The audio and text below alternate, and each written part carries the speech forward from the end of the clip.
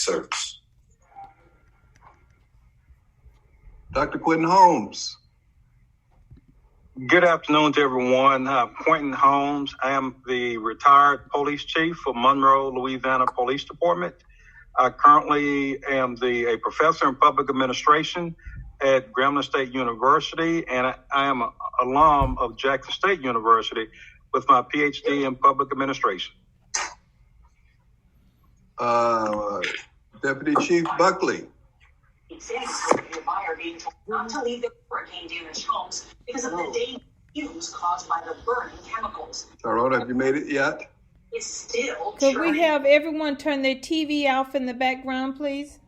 Yes, I'm trying to do that now. And we had a power thing outage here, and it's having an impact on me. It's going to lead off our coverage tonight after flying over worst storm damage in Louisiana. Good evening, Lamar. Nora, is what several hours of 150-mile-an-hour due to a building. And Chief Buckley, are you there? What's up? Can y'all hear me? Just volume's a little low, but please introduce yourself. Good evening. My name is Tyrone Buckley. I'm the Deputy Chief here at the Jackson Police Department, the Administrative Support Division. I have two devices that I'm just trying to see which one is going to come up first. Okay. But y'all was able to hear me, correct? Yes, we can. Okay. Professor Levine. How y'all doing? I'm Professor Levine. I'm a professor of criminal justice at Jackson State University. I'm also a 32-year veteran of law enforcement.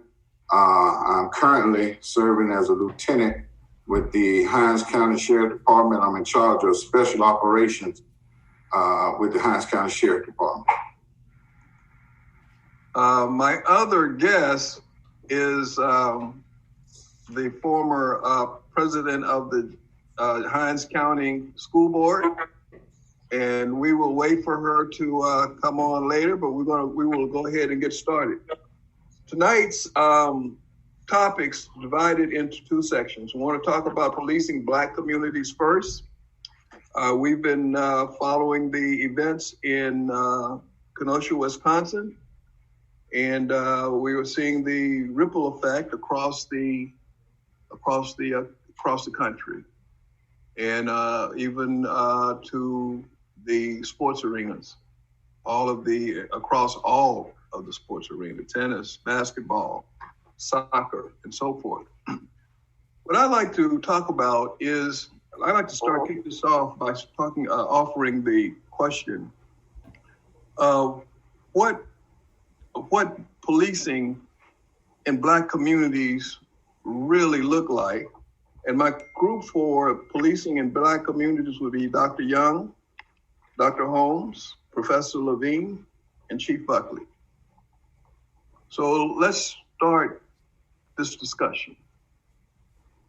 Okay. And let me just say, John, my name is Moreland Young. I prefer Katina. Well, that's fine. But it's not Young. Okay. All right. Please start, Doc. Oh, well, I'm obviously not an expert on policing in the Black community. I'm an expert on being a consumer of policing in the Black community. And I'm a product of the segregated South and of the Midwest, Ohio, where we had de facto segregation, not de jure. And in none of those environments did I grow up thinking the policeman was my friend, although my father at one point was a state trooper in Ohio.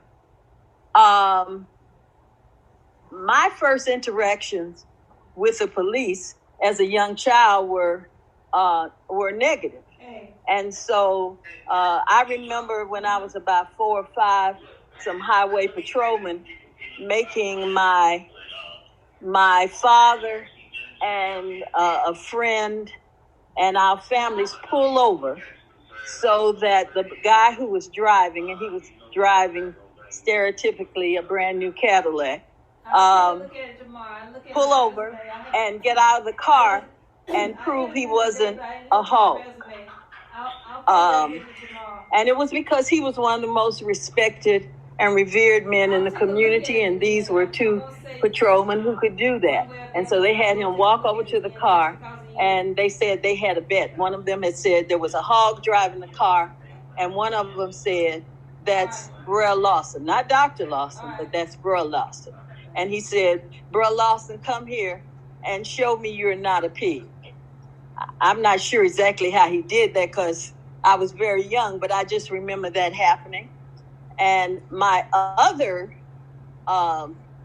young brush with the law was when my father, who was from Ohio, took me down the street at my grandparents to play on a toy train.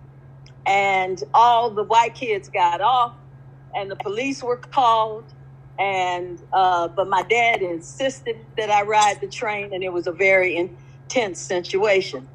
So that my feelings about the police may be biased by that, and may be biased by the fact that I have an adult son who has autism, and we were walking in the park, and I happened to look around, and guns were drawn at him. And the police asked me, did I know this gentleman? Because they'd received a call that he had been using crack.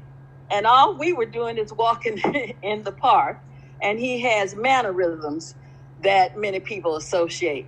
So I would say that the very history of policing in our communities is one that it may have other histories, but it has a history of implicit bias, a history of racism that goes back to the night watchmen in the North and the East and the Midwest who were protecting property, not citizens, other than the citizens who were asking them to protect the property, and slave patrollers and paddy waggers. So I don't know to what extent police departments understand the impact that kind of origin has on what you do. I think the orientation, as I've experienced it, has been toward protecting property and the property. So I'll just quote James Baldwin. He says, not everything can be faced. Well, really, it's not everything that is faced can be changed, but nothing can be changed unless it's faced. Or I'll quote Gladys Moreland, my mother, who said, how you begin a thing is how it's going to end unless you make a considered effort to change. And so I would think that we have many, many good policemen. I happen to know one right here, Quentin Holmes, who's on the panel. But I think they have to recognize this very racist past that's not oriented toward serving people, but is oriented toward serving property and those with property. So one of the questions, I've been listening to the debate, and one of the themes that I'm getting out of the dialogue that I'm hearing is that many of the talking heads seem to put forth the concept that in order to have effective policing, we must treat people of color brutally. And I like to throw, I have two police officers that have Quentin as chief and Lieutenant Levine, who's a professor. Even in communities where we've seen the majority of the police force is Black, there's a tendency for the police to treat us harshly. Uh-huh. Why, Professor Levine, Is it necessary to treat us so brutally in order for us to consider policing to be effective? Well, the way I see it, it goes kind of back to what was already stated. And I teach this to my intro to criminal justice students, the fact that when we were young, when we were growing up in our communities, 90% of the time the police officer came to our community was to effect an arrest or to investigate a crime. And as kids, we never saw them helping in the community. We saw them taking our uncles, our fathers to jail.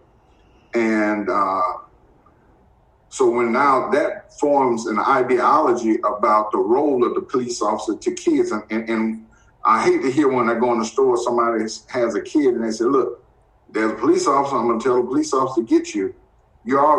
We sometimes feed that negative connotation about the job of law enforcement officers to kids. Now that goes to say when some of these kids become police officers, what type of ideology do you think they have about how they're supposed to do their job if there were lack of mentoring? I'm gonna use myself for example. When I came on the Jackson Police Department, it was a part of the federal consent decree where they had to hire minority men and women. In the Jackson Police Department, leadership was predominantly white. I was in the 18th recruit class, and when we came into the department, the white officers refused to train us. We had a black union and a white union, and the members of the black union took us on and trained us. But still, there was a shortcut.